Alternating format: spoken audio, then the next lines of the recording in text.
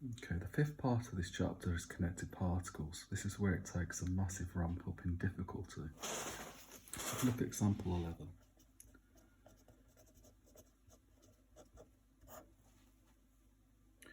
So we have two particles, P and Q, of masses 5 kilograms and 3 kilograms, are connected by a light and extensible string. We'll come back to that in a moment. Particle P is pulled by a horizontal force of magnitude 40. So I'm going to do a nice big diagram for this one. So we've got particle P of mass 5 kilograms. It's been pulled along by a force of 40 newtons. It's connected to the second particle Q of mass 3 kilograms, and they're connected by a light and extensible string. Now, what they're connected by could either be a light and extensible string, so P is pulling it along.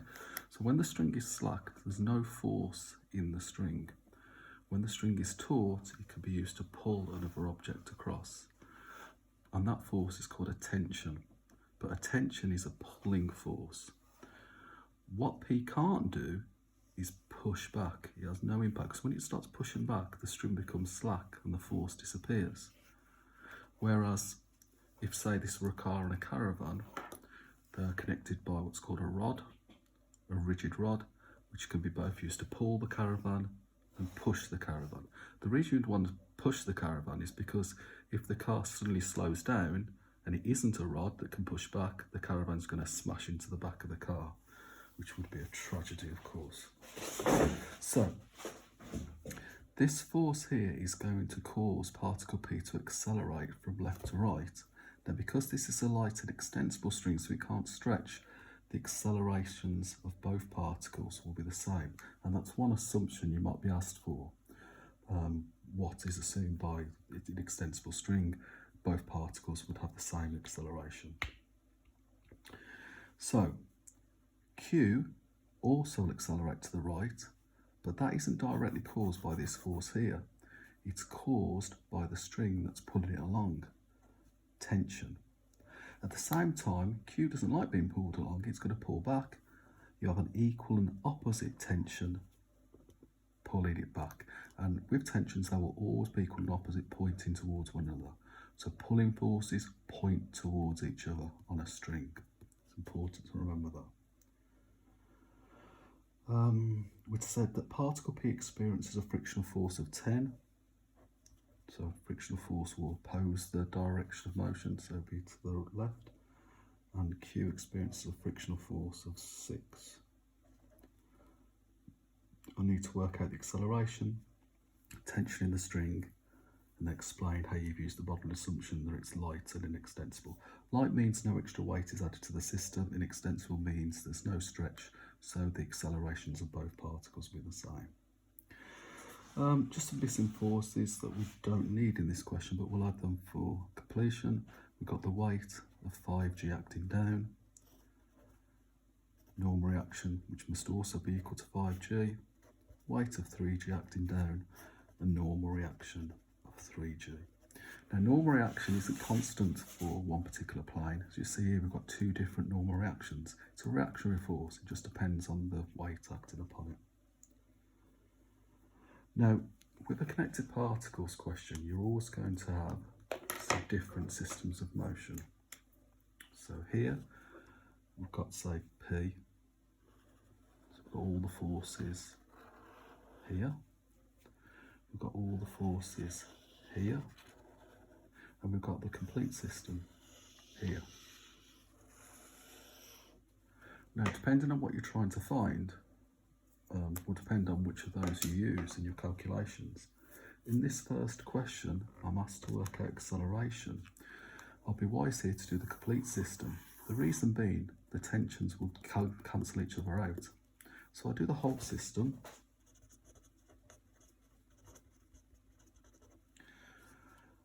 Using Newton's second law, Rf equals ma.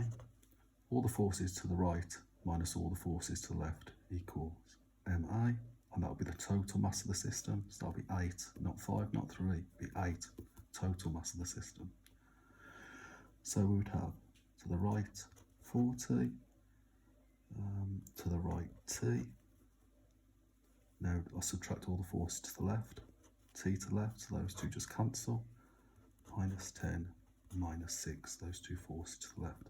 That must be equal to the total mass, 8, times by the acceleration. So 4t, take 10, take 6, 24 equals 8a, therefore a equals 3 meters per second per second. And that's the same for both P and Q. Now to work out the tension, I can either use Q or I can use P. You could do both, use one to check. It doesn't make any difference really which one you choose. This one is slightly harder because you've got more forces. This one's slightly easier because you've only got 2 forces, but it really doesn't matter. But I'm going to do P. So again, using RF equals MA. So I'm only looking at this circle here. So to the right, 40, to the left, 10, and T equals MA. So only the mass of this. That's 3. So we'll get 30, take away T equals 15. Therefore T must be 15 newtons.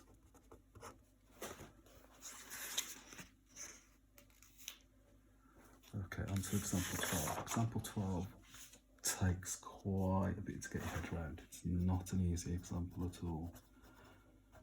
It's a scale pan. Now we've got here a scale pan, which is said to be light. So obviously it's not possible to be light in real life, but we're saying it's light, so it's adding no extra mass to the system. And it's got 2 blocks of 600 grams, so that's 0.6 kilograms, and 400 grams, so that's 0.4 kilograms. That's A, that's B. The scale pan is raised, so it's attached to a piece of string, so it's pulled upwards. So you're going to have a tension pulling it upwards, and it accelerates upwards at a rate of 0.5 meters per second per second. And what I'm asked to do first is work out the tension in the string. So to work out the tension in the string, I'm just going to look at all the forces, the whole system. So in the whole system, I've got the tension pulling it up, and then I've got these 2 forces, the weight of these 2 blocks dragging it down. So we've got 0.6 G, remember mass times gravity, and 0.4 G. So doing RF going upwards in the direction of acceleration equals MA, so up, take away down equals MA. We've got T minus 0.6 G minus 0.4 G equals the mass of the whole system. Well, because the scale pan is light, only these two are contributing to the mass of the system, which is 1 kilogram, equals 1 times A. So we've got T minus, what's that, 5.88, just check though. Yeah, 5.88 minus 3.92 equals 0.5. Just whack those over to the side. So 0.5 plus 3.92 plus 5.88 equals 10.3. So the tension in the string must be 10.3 newtons. It then wants the force exerted on B by mass A. Now, I'm going to do this in the backwards way really. What I'm going to do now is just consider all the forces that are affecting block A. So only the forces that affect block A. It's got a massive 0.4. Well, obviously its weight will affect it, it pulls it down. And we know it's accelerated upwards at a rate of 0.5. Now, from Newton's law, we know there must be a resultant force going vertically upwards for it to accelerate upwards. So there must be another force. And that's obviously a reactionary force. But whereas where we don't have any movement normally upwards when you've got a block resting on a plane, horizontal plane, this time we do. And the reactionary force this time must be greater than the weight because it is accelerating upwards. So I'm going to call it NR. So again, using RF equals MA, all the forces up minus all the forces down equals MA. We've got the normal reaction, or the reactionary force that's pushing up onto A, minus 0.4G, which is 3.92, equals 0.4 times 0.5.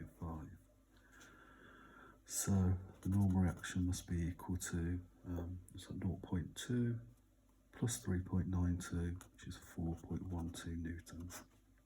Now the question actually asked for the force exerted by block A onto block B. Well, this force here is created by block B pushing up against it. And we're now coming on to Newton's third law, that every action has an equal and opposite reaction. So if B is exerting a force upwards of 4.12 newtons onto A is saying right back at you, it's putting a force of 4.12 newtons back onto B. But that force affects B, it doesn't affect A, which is why it's not included in this diagram. So the force exerted on B by A also equals 4.12 from Newton's third law. Right, on to C. C wants the force exerted on must be by the scale pan. Okay, so let's look at the forces affecting B now. Remember, these are the only forces affecting B. So you've got its weight, 0.6G. You've got the force of the scale pan, the floor of the scale pan onto block B, which is another normal reaction force. I'll call this one R. And we know it's accelerating upwards of 0.5. But remember from the last question, we also know that A is pushing into B with a force of 4.12. So we also need to include that one, which makes this part of the example quite difficult to remember that. But again, using RF equals MA again, so all the forces up minus all the forces down equals MA. We've got the force exerted by the scale pan onto block B minus 4.12, which is the force pushing down onto B by A, minus the weight of B, which is 0.6G, 5.88, equals the mass of B, 0.6 times the acceleration. So we end up with R equals 0.3 plus these two, they add together to make 10, so 0.3 plus 10 is 10.3 newtons.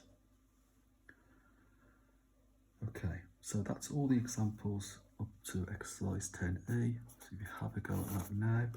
If you do get a question, I'm not sure if you're doing this exercise, but it involves two connected particles connected by a rigid rod. Say this is a car and this is a caravan, and the car brakes, so it accelerates in this direction, then the force in the rod will be thrusts. So if it's a braking force, then the car is going to push into the caravan and the caravan is going to push into the car, and they're thrusts. You also get thrusts in some questions involving rockets, thrusts, so your force pushes against the ground to cause the rocket to accelerate upwards. So just remember, if it's accelerating, it'll be tensions pointing towards one another. Braking force, it'll be thrusts pointing away from one another. You need to remember that.